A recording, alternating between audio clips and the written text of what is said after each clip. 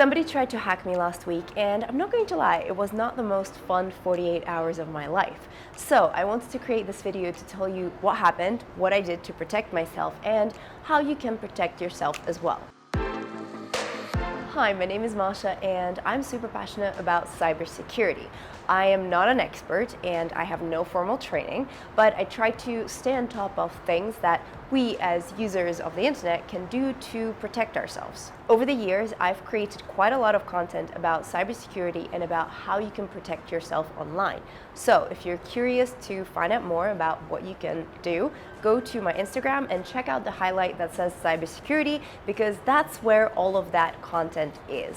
And if you're new here, make sure that you subscribe to my YouTube channel and turn on those bell notifications not to miss out on any new videos. All right, let's get to the story. My blog was a victim of a brute force attack, which is an attack where the hacker tries to guess your password and your login. Nowadays, most of these attacks are carried out by bots that don't get tired and that can also try countless different combinations until they find the right one. And in fact, they will keep on trying until they find the right combination. That is why it's so important to have strong passwords. This brute force attack on my blog lasted around 48 hours. And long story short, they didn't get into my blog because I took a lot of preventative measures so that they don't get to my blog, and I will get to those in a minute so that you can also copy what I did as well in case if you have a similar blog. So how did I know that I was under attack? My website is on WordPress, and I have this plugin that's called Limit Login Attempts, which basically blocks you from logging in after a certain amount of failed tries. And you can customize it yourself. I had it set on if you fail to find the right combination or remember the right combination of the login, username, and password 5 times, your IP address gets blocked from logging in into this website for 30 minutes. And after 3 lockouts like that, your IP address gets blocked and blacklisted from the website. I've received notifications about these kinds of attempts before, but they were normally one-offs. This time was different though.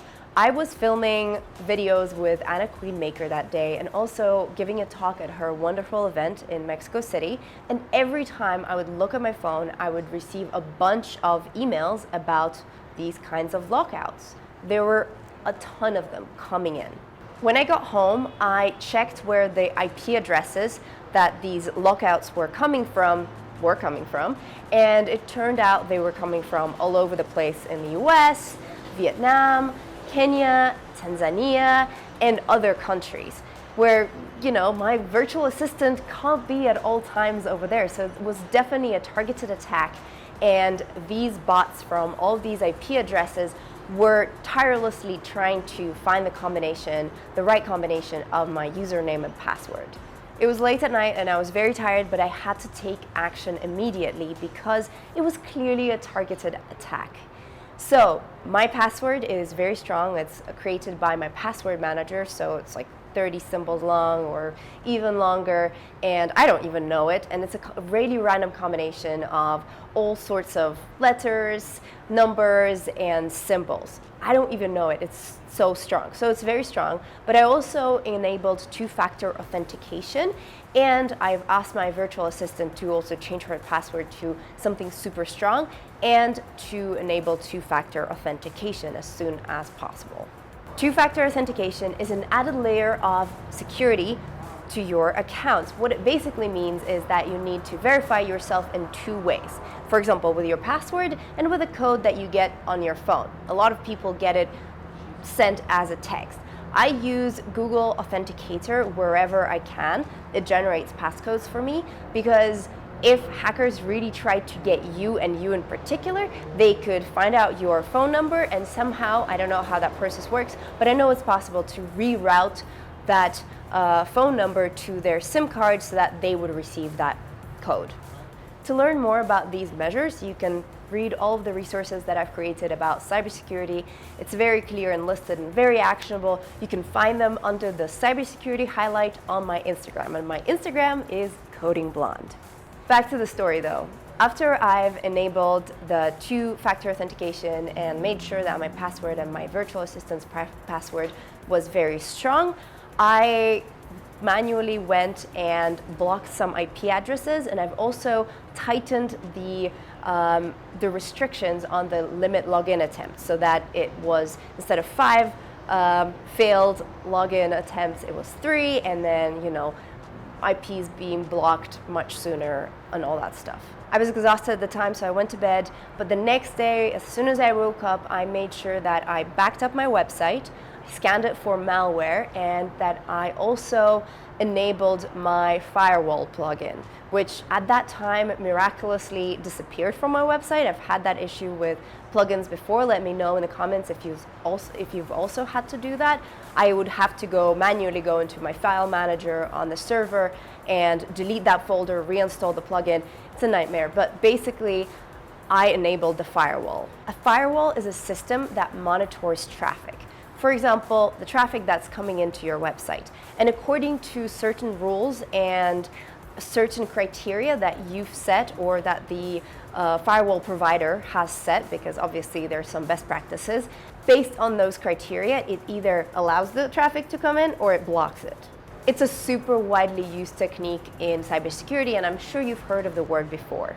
Once all of that was in place, I could have a peace of mind and focus on other things.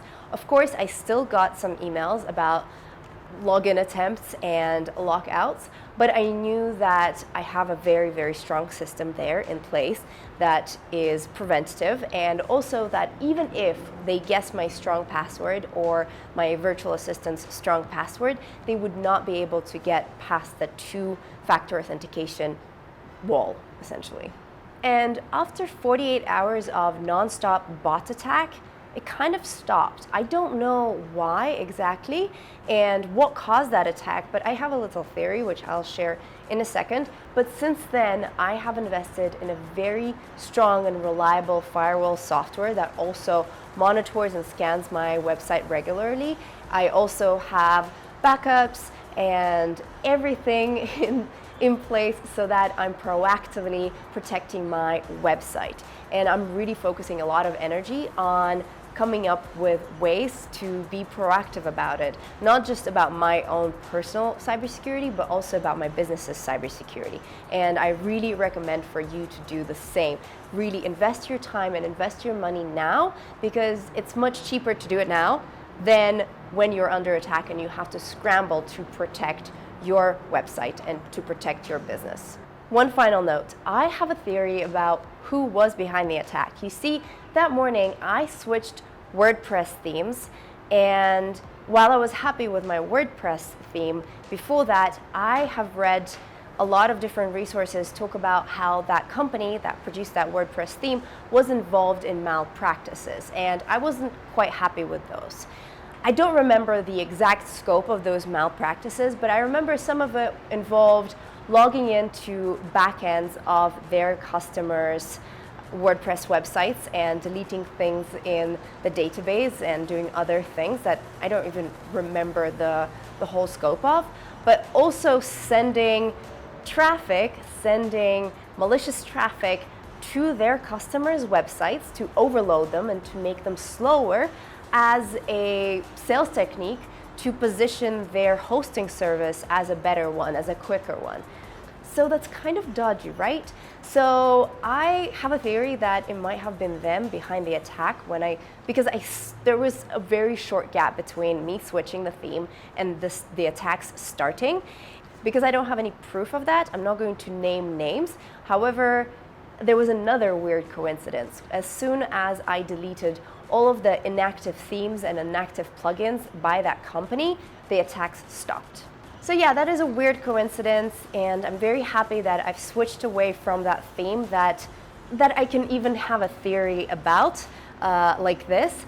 And because I don't have proof, I'm not going to name names, but I have seen other people use themes from that company. So if you're worried that you might be one of them and you feel concerned about the malpractices of this company, comment below the company, the provider of your theme, and if it is that company, I will comment back with a link to an article about their malpractices. If I don't comment back with a link to an article, then you're good. Let me know in the comments if you've had a similar experience and what you did to protect yourself.